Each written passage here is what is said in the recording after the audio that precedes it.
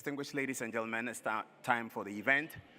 All mobile phones can please go off, and as the president enters, there'll be flash photography, so those who have a health hazard.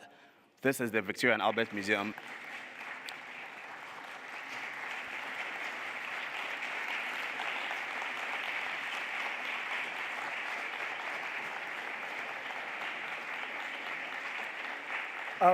Ladies and gentlemen, good afternoon. My name's Tristram Hunt, and I'm the director of the Victoria and Albert Museum, and it's a great pleasure to welcome you here this afternoon. We are truly honored and delighted to welcome President Nana Akufo-Addo to the museum this afternoon.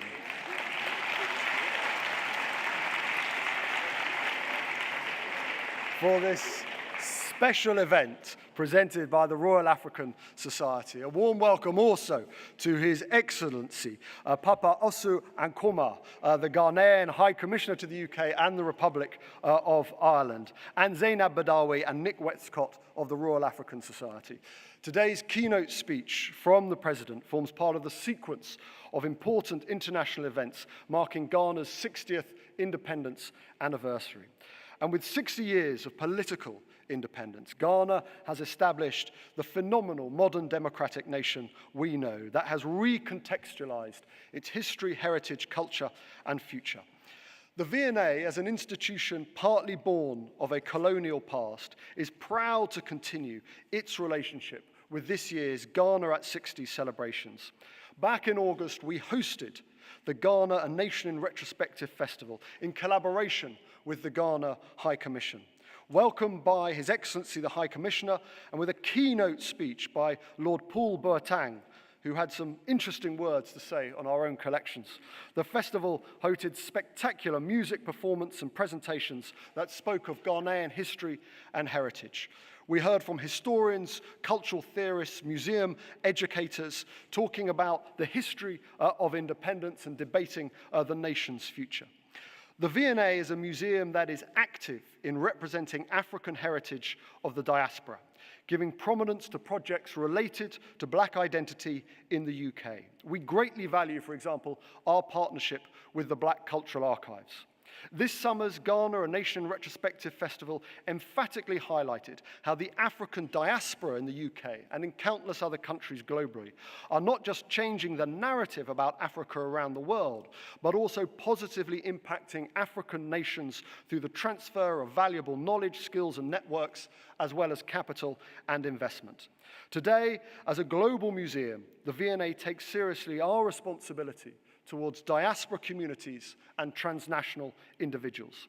In just a few moments, the President will set out his bold mission to build a Ghana, quotes, beyond aid, detailing his country's move to develop and enhance industrialisation and investment. This mission towards enriched economic resilience, trade and partnership for Ghana coincides with an important moment for the UK as the country prepares to leave the European Union and redesign its post-Brexit trade and investment policies. But I would hope, Mr. President, that cultural exchange through museums, galleries, schools and educators forms part of that broader strategy. The significance of collaborative events such as this that promote open international dialogue and advocate the cultivation of new partnership worldwide cannot be overstated. The V&A is deeply proud to host and facilitate these important conversations that reaffirm its support and continuing dedication to representing African heritage in the UK. So without further ado, let me please welcome Zainab Badawi, Chair of the Royal African Society, to begin this afternoon's discussion, presentation and conversation. Thank you.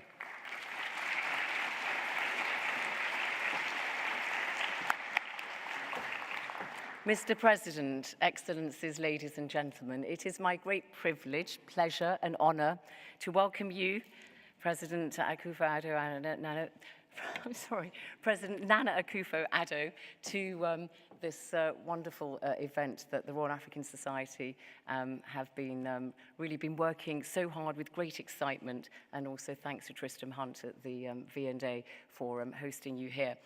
When I asked you at the beginning how you'd like to be introduced, you said just a line or two really, but really it would be remiss of me not to say one or two things about you really, because you have a truly distinguished past, and you've proven yourself to be an absolutely true African democrat. You ran for president twice, third time lucky for you.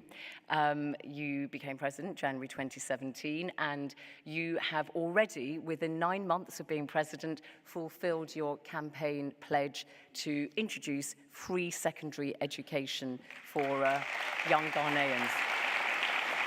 And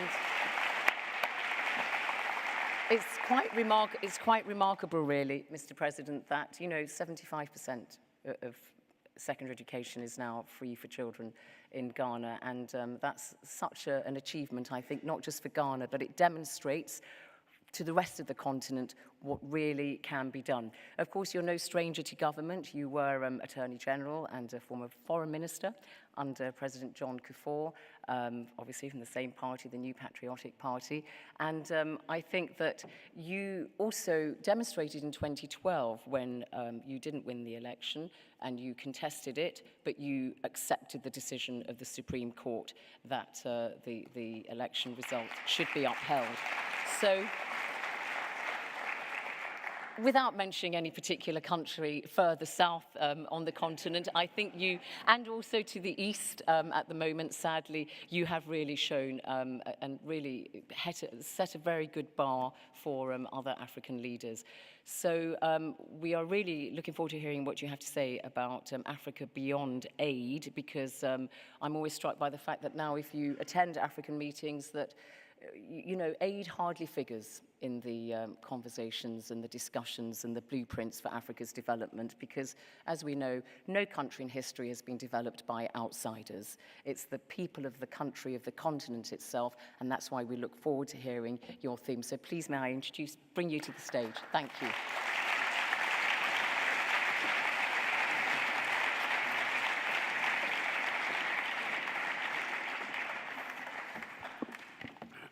Director of the Victoria and Albert Museum, Senior Minister, Foreign Minister, and members of the Ghanaian delegation, distinguished ladies and gentlemen.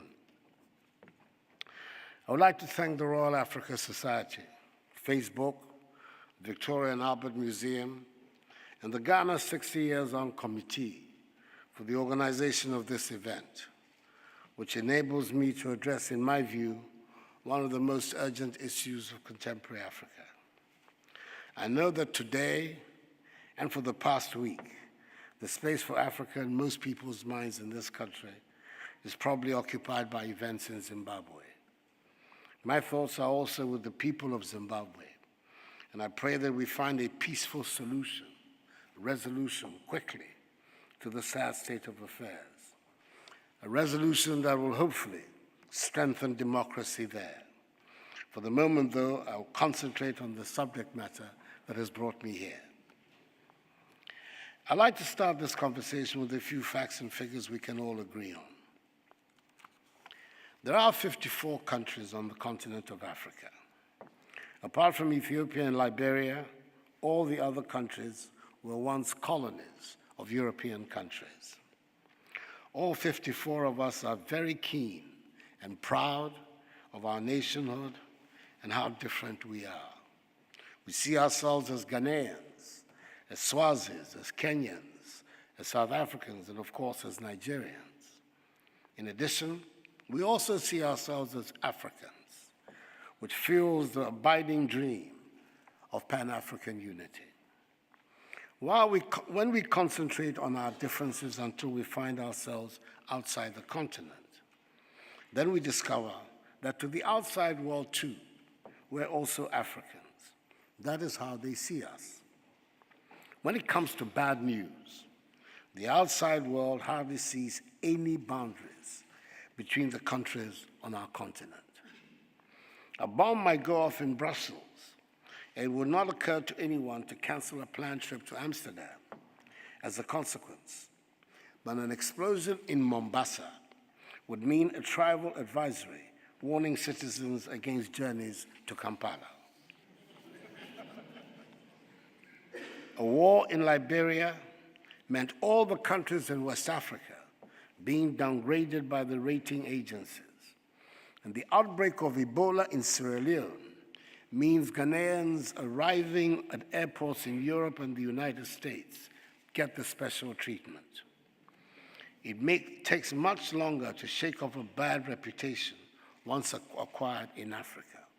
Or to put it the other way, good news travels very slowly in and about Africa. That must be the only reason you do not know that it is now easier and faster to go through Kotoka Airport in Accra than to get through Heathrow Airport in London.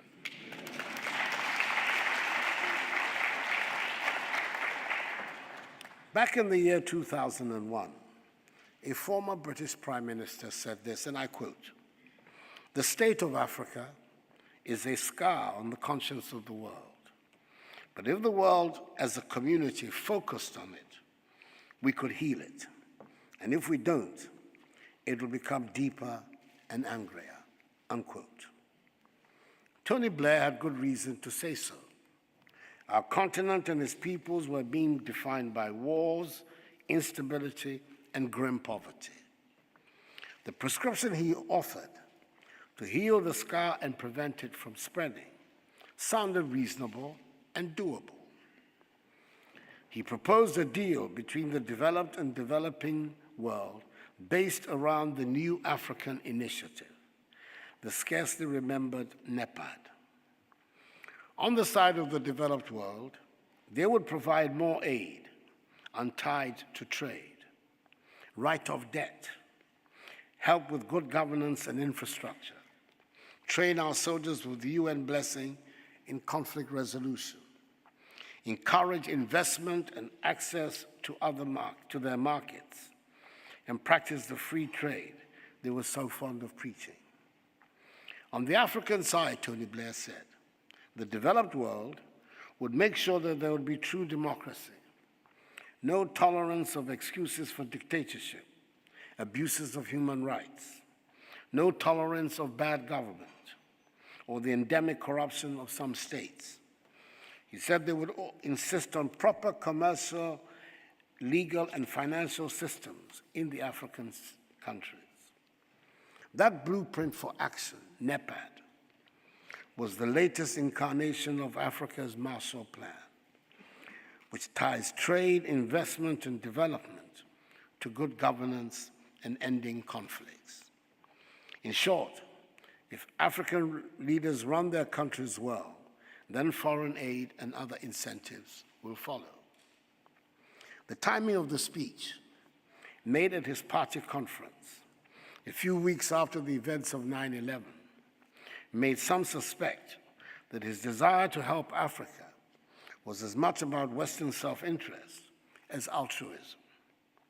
There was the fear that deepening poverty and disillusionment in Africa could provide a fertile breeding ground for a new generation of terrorists.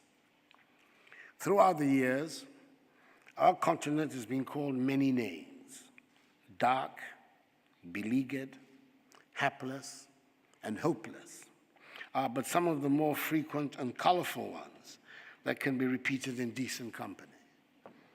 And being labeled a scar on the conscience of the world sounded quite charitable.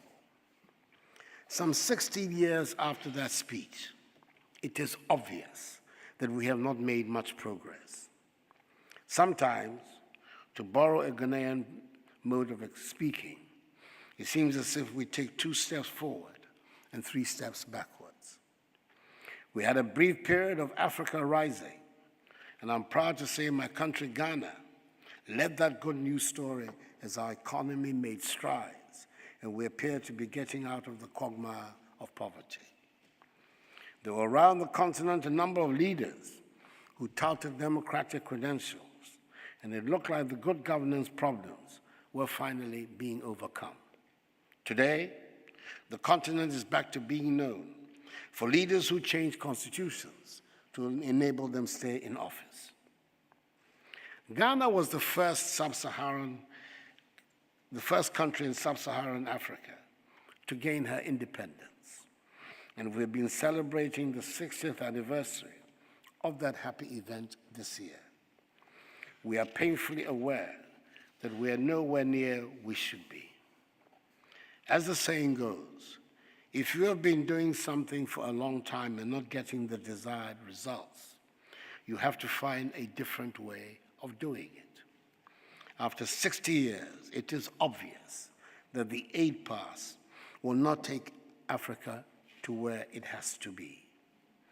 We do not want to be a scar on anybody's conscience. We do not want to be pitied. We do not want to be either pawns or victims.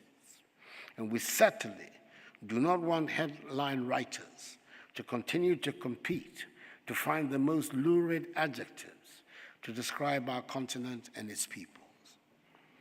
Africa no longer wants to be the deficit place to go to find the footage to illustrate famine stories.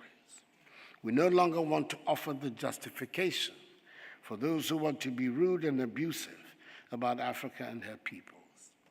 It is time to build our economies that are not dependent on charity and handouts.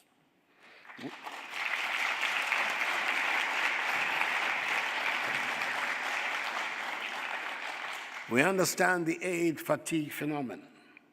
We understand that donor populations want their governments to spend their aid budgets in their own countries. We have learned from long and bitter experience that no matter how generous the charity, we would, and indeed, we have remained poor. I spoke right at the beginning of this conversation about facts and figures on which we can all agree. Ours is a rich continent, has the world's second fastest economic growth rates, the world's fastest growing region for foreign direct investment, and in possession of nearly 30% of the Earth's remaining mineral resources. And yet, the masses of the African peoples remain poor. Let us look for a moment at a country right in the center of the continent, the Democratic Republic of Congo. Can there be, and is there a richer and better endowed country on this planet than the DRC? Every precious mineral that humankind has been known to hanker after is in the DRC. Every mineral required to run the wheels of modern industry is in the DRC. Why is the DRC currently supplying the largest number of people seeking refugee status that arrive in the United States of America? Why is the DRC listed among the poorest nations of the world? Ghana, my own country, might not be quite as generously endowed as the DRC, but we are not poor either. We can and we should be able to build a Ghana which looks to the use of her own resources and their proper management as the way to engineer social and economic growth in our country. We want to build an economy that looks past commodities to position our country in the global marketplace. Let me refer specifically to two commodities that are identified with Ghana: gold and cocoa. As you all know, Ghana used to be called the Gold Coast, and it was for good reason. We are endowed with lots of gold. The richest gold mine in the world is said to be in Ghana, Obuasi, and gold has been mined there officially for about a century and a half. There is something not right when Obuasi makes a few people very rich and remains poor itself. There is a set of statistics that I've been pulling out recently in almost every speech I make. Between Ghana and our neighbor Côte d'Ivoire, we produce 65% of the world's output of cocoa.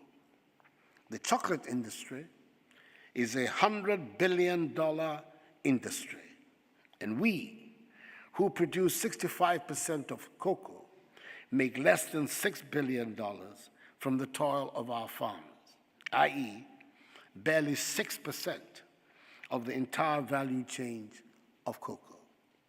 This is not right. We need to change the statistics. If we simply ground and sold the cocoa in paste form, instead of selling the cocoa beans, we double our earnings. In much the same way, as we would double our earnings from gold if we sold it refined than its raw state.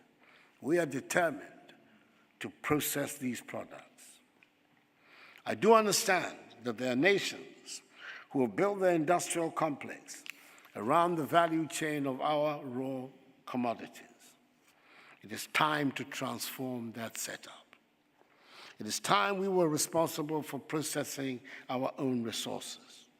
It is time that we in Africa manage our resources well to generate wealth for our population.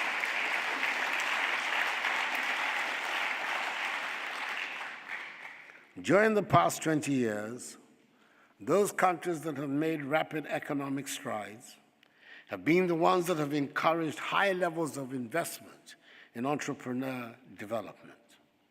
The growth of a more entrepreneurial economy in Africa will provide the base for undertaking the urgent task of the structural transformation of African economies, which are largely dependent on the production and export of raw materials, to value-added industrial ones and stimulate agricultural productivity. This will accelerate economic growth, enable us to feed ourselves, and create jobs for our youth. Joblessness amongst our youth, who constitute the greatest segment of the African populations, poses the greatest threat to the stability of our continent. I've stated before that, I quote, "Strong democracies are built by strengthening the institutions of democracy rather than the power of men," unquote. And that quote again, "The gains we have made in our democracy due to the sacrifices of great individuals must be protected by great institutions," unquote. In order for us to build a continent that meets the aspirations of the African peoples and opens up opportunities for all, we must prioritize our budgetary arrangements to ensure that funds are available to strengthen key institutions of state, such as the legislature, judiciary, our fiscal institutions, amongst others. It is important that we promote and develop a culture of accountable governance, free of corruption, whereby these bodies see themselves as independent public entities, serving the wider public interest, not the temporary conveniences of the governments of the day. We have a responsibility to make our countries attractive to our young generation. They should feel they have a worthwhile future if they stay and build their nations. We should be and are ashamed by the desperation that drives a young person to attempt to cross the Sahara on foot and the Mediterranean Sea in rickety boats in the hope of finding a better future in Europe. We are not disclaiming aid, but we do want to discard a mindset of dependency and living on handouts. It is unhealthy, both for the giver and for the receiver.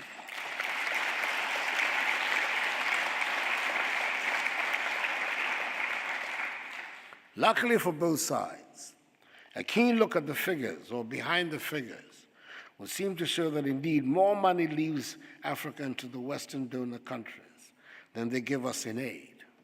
Some of it, a shockingly huge part of it, is brought by Africans themselves.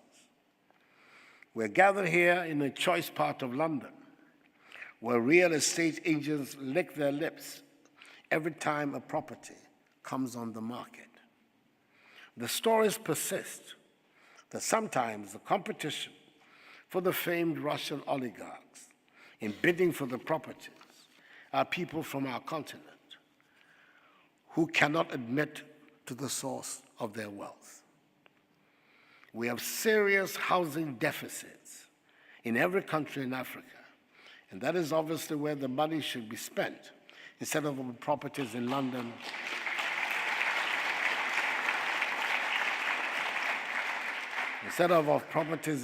and Paris and Zurich.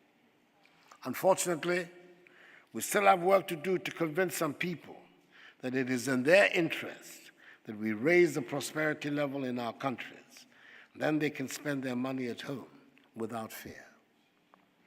The other set of figures that makes very sad reading are the aid figures. Last week, it emerged that more than 9 in 10 contracts awarded by Britain's Foreign Aid Department in 2016-2017 went to suppliers registered in Britain from about the 4 years ago. This is according to the Independent Commission for Aid Impact. Only 3% of the £1.4 billion spent by Britain's Department for International Development, DFID, on suppliers helping carry out global projects last year went to those in developing countries. I make no complaints about these figures. This is money coming from the British Treasury, and you're entitled to spend it as you wish. But I will only recommend that the figures are placed in the correct columns.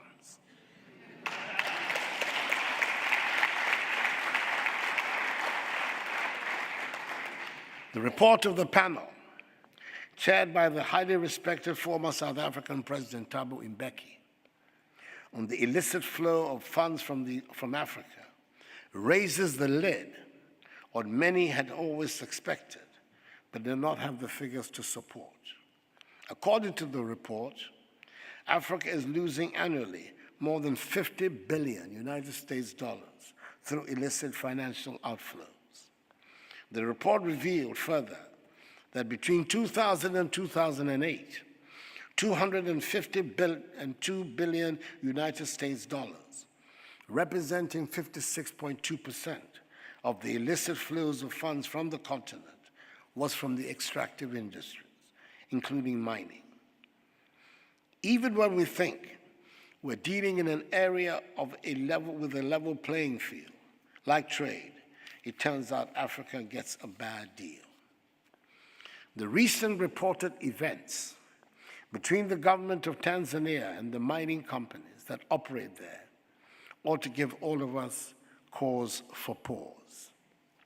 For the avoidance of doubt, and just in case there was anyone who was unaware of my personal beliefs and those of my party, the New Patriotic Party, I support and believe in business and in the private sector as the generator of wealth and jobs.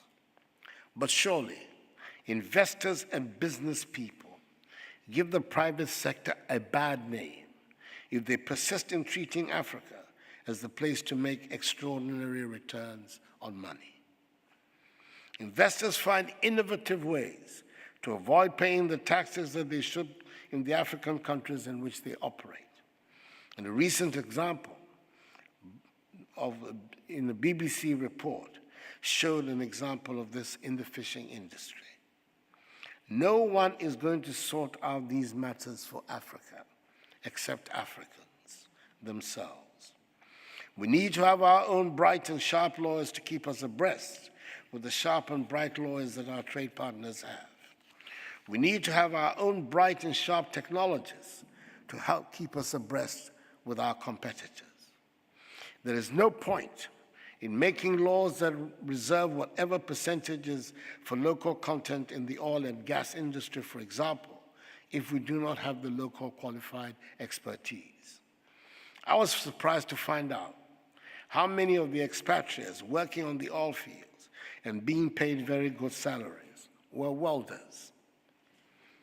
Education and skill training are what we need the most to make the dreams of independence and self-reliance a reality.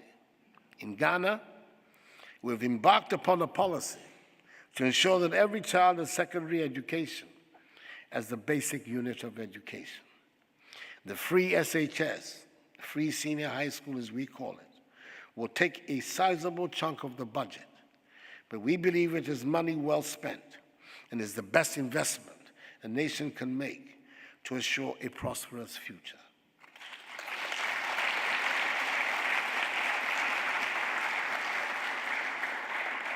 The first year of the implementation of the policy has seen 90,000 more students enter senior high school than last year. It is the only way to make sure we're able to build a Ghana and an Africa beyond aid. The geographic space covered by Africa makes it the second largest of the 7 continents.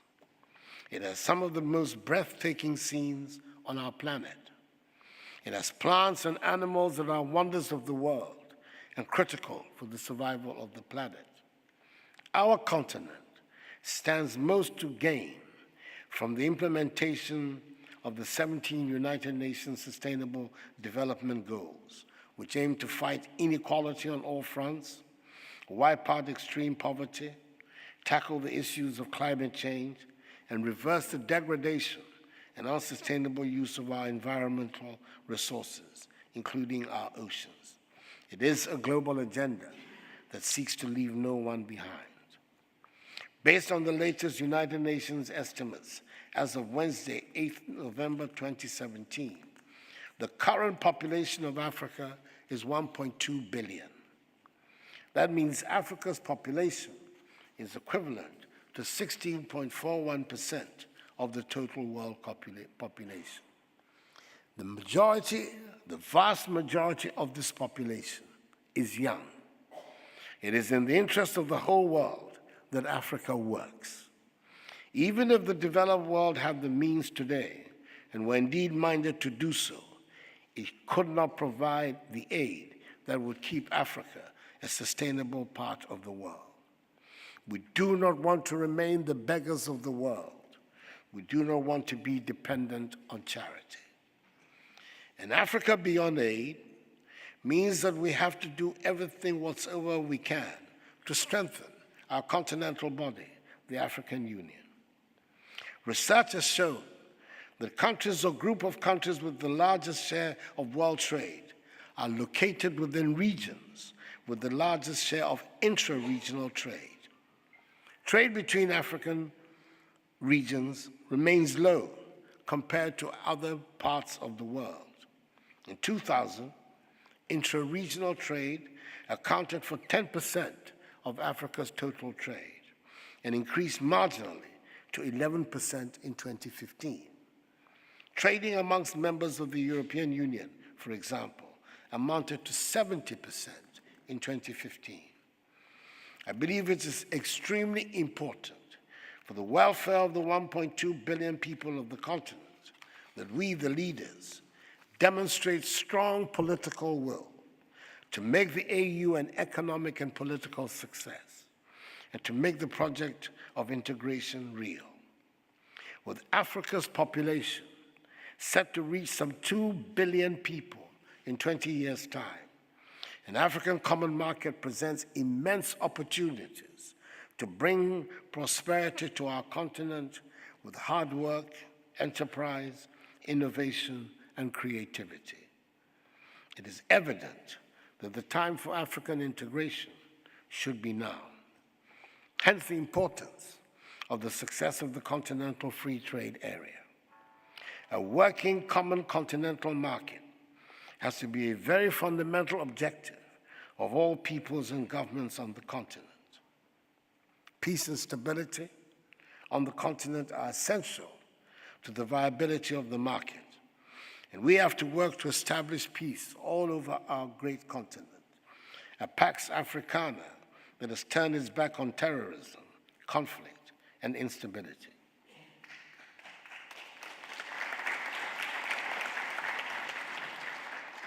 A new paradigm of leadership is called for. Leaders who are committed to governing their peoples according to the rule of law, respect for individual liberties and human rights, and the principles of democratic accountability. Leaders who are looking past commodities to position their countries in the global marketplace. Leaders who are determined to free their peoples from a mindset of dependence, aid, charity, and handouts. Leaders who are bent on mobilizing Africa's own immeasurable resources to resolve Africa's problems. Leaders who recognize the connectedness of their peoples and economies to those of their neighbors. This new generation of African leaders should help bring prosperity and dignity to our continent and its long-suffering peoples. We do want to, and we shall work to take Africa to where it deserves to be as a prosperous and dynamic member of the world community. We need to, and we shall move Africa beyond aid. Thank you very much for your attention, and may God bless Mother Africa.